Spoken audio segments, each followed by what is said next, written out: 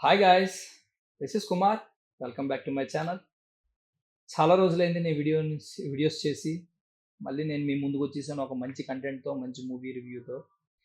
And ప్రీవియస్గా నేను చేయకపోవడానికి కారణం ఏంటంటే ప్రీవియస్ వీడియోస్ కొన్ని చాలా సినిమాలు అయితే రిలీజ్ అయ్యి మంచి మంచి సినిమాలన్నీ వాటి మీద నేను కంటెంట్ చేద్దాం అనుకున్నాం, కానీ కొన్ని సిచ్యువేషన్స్ వల్ల అయితే నేను చేయలేకపోయాను. I'm so sorry for that. సరే తరలే, ఎన్నెన్నో అనుకుంటాం, అన్ని జరుగుతాయి ఏమిటి? సో లేట్ చేయకుండా ఇవాళ నేను చెప్పబోయే మూవీ గురించి దేవరా జూనియర్ ఎన్టీఆర్ గారు, డైరెక్టర్ కొరటాల శివ గారు, కో యాక్టర్స్ జాన్వీ కపూర్ గారు, ప్రకాష్ రాజ్ గారు, సైఫ్ అలీ ఖాన్ గారు అండ్ శ్రీకాంత్ గారు. మూవీ రివ్యూలోకి వెళ్ళబోయే ముందు అండ్ ఇప్పుడే కనుక నా ఛానల్ ఎవరైనా చూస్తుంటే సబ్స్క్రైబ్ చేసుకోకపోతే ఇప్పుడు సబ్స్క్రైబ్ చేసుకుంటే పక్కన బెల్ ఐకాన్ ఆన్లో పెట్టుకోండి. ఫర్దర్ నా వీడియోస్ మిస్ కాకుండా చూడగలరు. చాలామంది అయితే చూస్తున్నారు కదా, సబ్స్క్రైబ్ అయితే చేసుకోవట్లేదు. Please try to subscribe and click the bell icon also. So late చేయకుండా మన మూవీ రివ్యూలోకి అయితే వెళ్ళిపోదాం. దేవరా మూవీ ఇది చాలా ఇయర్స్ తర్వాత ఒక సోలోగా వచ్చిన ఒక powerful action movie junior NTR గారికి. దీని గురించి నేను చెప్పబోయే ముందు నేను ఫస్ట్ ఈ మూవీ కోసం నేను ఎందుకు అంత ఆతృతగా పరిగెట్టాను అంటే దానికి ఒకే ఒక మంచి రీజన్, అది అనిరుద్ధ్ గారు దేవరా టైటిల్ సాంగ్ రిలీజ్ చేసినప్పుడు ఆ వచ్చిన గూస్ బంప్స్ ఏదైతే ఉన్నాయో అది నేను మాటల్లో వర్ణించలేను. ఒక నెక్స్ట్ లెవెల్కి తీసుకెళ్ళిపోయారు అసలు ఆ సాంగ్ని. ఆ సాంగ్ తోటే నేను అంతా ఏంటంటే ఒక డిసైడ్ అయ్యాను, అంటే జూనియర్ ఎన్టీఆర్ గారు చాలా పవర్ఫుల్ యాక్షన్తో వస్తున్నారు. సో ఈ మూవీని మనం కొరటాల శివ గారు అయితే గట్టిగానే ప్లాన్ చేసినట్టున్నారు. అందుకే ఈ మ్యూజిక్ కూడా అనిరుద్ధ్ గారు అంత గట్టిగా ఇచ్చారు అని చెప్పేసి నేను అలా ఆలోచించుకున్నాను. సో ఇంకా ఫ్యాక్ట్లోకి వెళ్ళిపోతే మూవీ ఓవరాల్గా అయితే ఫస్ట్ మనం ఒక్కొక్కటిగా మాట్లాడుకుంటాం. జూనియర్ ఎన్టీఆర్ గారిని తీసుకుందాం. జూనియర్ ఎన్టీఆర్ గారిని తీసుకోవడానికి దేవరా అన్న క్యారెక్టర్ జూనియర్ ఎన్టీఆర్ గారి పేరు అది. దేవరా అంటేనే జూనియర్ ఎన్టీఆర్ గారు దీంట్లో రోల్. సో ఆయన ఒక పవర్ఫుల్ క్యారెక్టర్. ఆయన తోడు మన సైఫ్ అలీ ఖాన్ గారు అండ్ ప్రకాష్ రాజ్ గారు అండ్ శ్రీకాంత్ గారు. ఫస్ట్ మనం ఎన్టీఆర్ గారి గురించి మాట్లాడుకుంటే ఆయన ఒక పవర్ఫుల్ యాక్షన్, ఆయన ఒక powerful character, dancer, what anything. ఆయన అయితే ఈజీగా ఏదైనా చేసేయగలరు. అది అందరికీ తెలిసిన విషయమే. ప్రపంచవ్యాప్తంగా జూనియర్ ఎన్టీఆర్ ఫ్యాన్స్ ఎంతమంది అయితే ఉన్నారు, ఫ్యాన్స్ అనే కాదు ఆయన ఇష్టపడే వాళ్ళు చాలామంది అయితే ఉన్నారు. ఆయన కూడా కొన్ని కోట్ల అభిమానులు అయితే ఉన్నారు. ఆయన గురించి మనం కొత్తగా చెప్పుకోవాల్సిన అయితే పని లేదు. ఏ క్యారెక్టర్ ఇచ్చినా ఆయన 100కి 200% చేస్తారు న్యాయం. సో ఈ సినిమాలో కూడా ఆయన అలాగే చేశారు. 100కి 200% అయితే ఖచ్చితంగా ఒక ఇచ్చారు పెర్ఫార్మెన్స్ మాత్రం. నెక్స్ట్ వచ్చి సైఫ్ అలీ ఖాన్ గారు.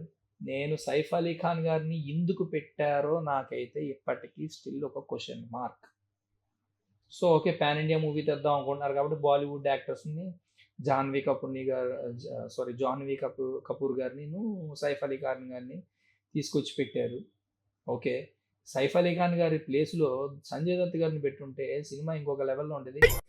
అయ్యో రామా, నాకు ఐడియా తక్కువ లేదండి. What an intelligent boy, so sweet. అసలు ఇలాంటి ఐడియాలు ఎలా వస్తాయండి మీకు? అండ్ ఇంకొకటి ఏంటంటే ప్రకాష్ రాజ్ గారు ఉన్నారు ఈ సినిమాలో. ప్రకాష్ రాజ్ గారికి అసలు ఏ క్యారెక్టర్ ఇవ్వలేదు. ఆయనకి ఒక మంచి రోల్ అయితే ఇవ్వలేదు.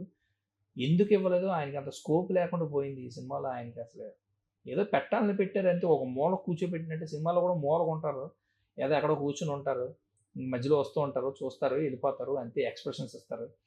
ఒక సరైన ఒక మంచి మాట చెప్పారని, ఒక మంచి డైలాగ్ చెప్పారు. అబ్బా ఇప్పుడు ప్రకాష్ రాజ్ గారు ఎంటర్ అయ్యి అబ్బా ఇది కదా మనం ఎక్స్పెక్ట్ చేసింది ప్రకాష్ రాజ్ గారి దగ్గర నుంచి అనేది ఒక్క సీన్ కూడా పండలేదు సినిమాలో. ఏంటో మరి కొరటాల శివ గారు ఎందుకు ఆయన అలా పక్కన పెట్టేశారో అయితే తెలియదు. ప్రకాష్ రాజ్ గారు ఎలాంటి రోల్స్ చేశారో, ఎలాంటి క్యారెక్టర్స్ చేశారో అందరికీ తెలుసు. ఆయన ఎంత పెద్ద ఆర్టిస్టు, ఎలాంటి క్యారెక్టర్నైనా ఆయన ఒక చింపి చితకాసేస్తారు. ఆ సైఫ్ అలీ ఖాన్ గారికి ఇచ్చిన క్యారెక్టర్ అయితే ప్రకాష్ రాజ్ గారికి ఇచ్చి ఉంటే నెక్స్ట్ లెవెల్ ఉండేది మూవీ కూడా. అంటే సినిమాలో కామెడీ ఒకటి లేదు అండ్ విఎఫ్ఎక్స్ కూడా ఇంకొకటి విఎఫ్ఎక్స్ ఒకటి పాడు చేశారు ఖచ్చితంగా అయితే తెలుస్తుంది. లేదు బ్రో, నిజంగానే ఏంటో అలా తీసుకుంటూ వెళ్ళిపోయారు. అండ్ అసలు ప్రకాష్ రాజ్ గారికి ఎందుకు ఇవ్వలేదో నాకు ఎప్పటికీ అర్థం కావట్లేదు. అంత మంచి ఆర్టిస్ట్ని పెట్టుకొని కూడా ప్రిఫరెన్స్ ఎందుకు ఇవ్వలేదో నాకు ఎప్పటికీ అర్థం కావట్లేదు. సైఫ్ అలీ ఖాన్ గారే ఎందుకు నచ్చారు, ఈయన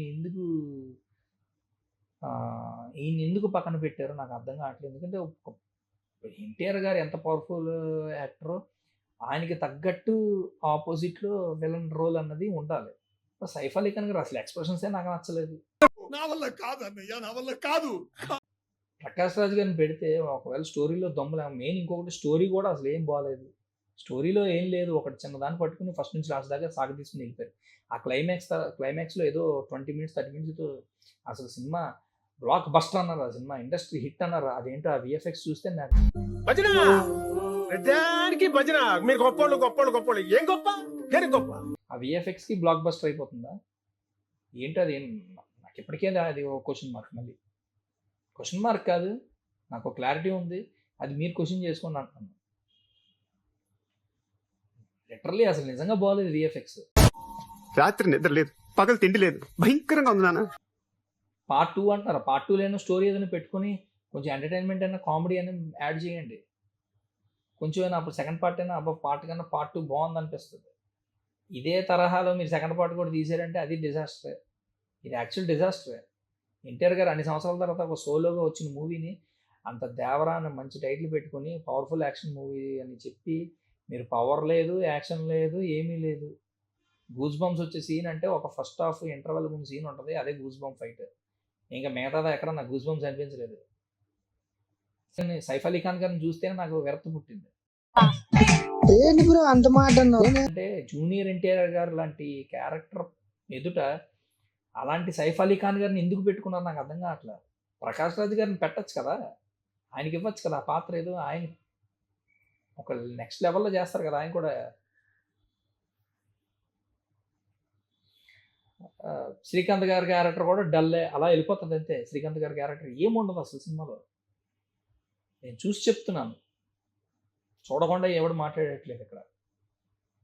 మరి దానికి రికార్డ్స్ అంటున్నారు, సక్సెస్ మీట్ అంటున్నారు, ఏంటేంటో మాట్లాడేస్తున్నారు. అప్పుడే ఎందుకు సక్సెస్ మీట్, దేనికి సక్సెస్ మీట్, దేనికి రికార్డ్ లేదు.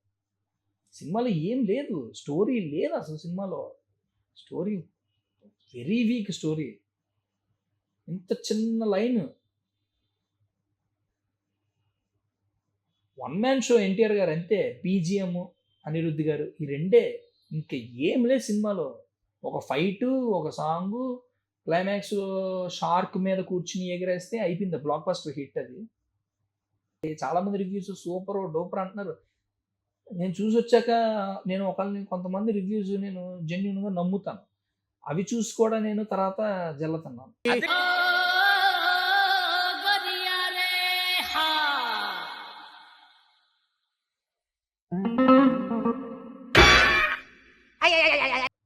నాకు తెలుసు కాబట్టి నేను ఒక విఎఫ్ఎక్స్ ఎంప్లాయీని, నేను విఎఫ్ఎక్స్ ఇండస్ట్రీలో జాబ్ చేస్తున్నాను. ఆ విఎఫ్ఎక్స్ చూసి నాకు నిజంగా జాలి, బాధ, దుఃఖం కలిగింది. అదేం విఎఫ్ఎక్స్ అయ్యా. స్టార్టింగ్ ఎన్టీఆర్ గారి ఇంట్రడక్షన్ ఉంటుంది, ఇలాగ ఏదో డాల్ఫిన్స్ ఎగురుతాయి నీళ్ళలోంచి, అంత పెద్ద కరటం నుంచి ఎన్టీఆర్ గారు ఇలా దూకుతారు.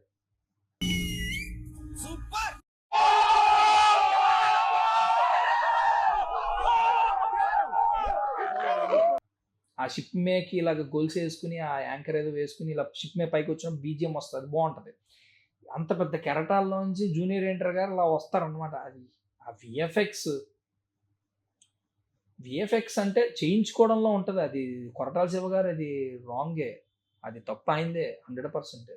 ఆయన ఎఫర్ట్ పెట్టలేదు. పైగా ఇన్ని సంవత్సరాల తర్వాత రిలీజ్ చేశారు. ఈ స్టోరీ కోసమా ఇంత టైం తీసుకున్నారు, ఈ విఎఫ్ఎక్స్ కోసమా ఇంత టైం తీసుకున్నారు, ఇది ఒక క్వశ్చన్ మార్క్.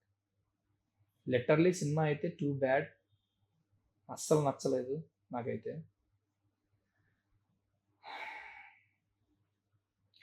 ఇంకా సైఫ్ అలీ ఖాన్ గారిని ఎందుకు పెట్టుకున్నారు ఆయనకే తెలియాలి. జూనియర్ ఎన్టీఆర్ గారు లాంటి పవర్ఫుల్ హీరో పక్కన ఆయన అసలు నిజంగా మ్యాచ్ అవ్వలేదు. గూస్ బంప్సే లేవు, ఈ ఒక్క సీన్ కూడా గూస్ బంప్స్ లేవు. సో ఇంతేనా నేను చెప్పదలుచుకున్నది. So that's it. నేను ఇచ్చే ఓవరాల్గా మూవీకి రేటింగ్ అయితే 5/2.5.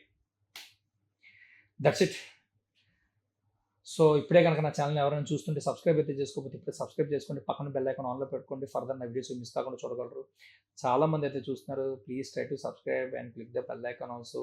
మీరు ఇచ్చే సపోర్ట్ వల్లే నాకు కొంచెం మోటివేషన్తో నేను ఇంకా మంచి మంచి మూవీ కంటెంట్స్ మీద నేను రివ్యూస్ అయితే ఇవ్వగలను. జెన్యున్గా హానెస్ట్లీగా నేనైతే చెప్తాను. ఏ మూవీస్, ఏ ఫ్యాన్స్, ఏ హీరోస్ నాకు ఎవరు కూడా ఎనిమి కాదు. నేను అందరి మీద కూడా ఒకటే పాజిటివ్ థింకింగ్ మైండ్ తోటే ఉంటాను. ఇది సూపర్ అంటే ఇది సూపర్ అంట, ఇది అసలు బాగాలేదంటే బాగాలేదని చెప్తా. So that's it. Thanks for watching. జై హింద్.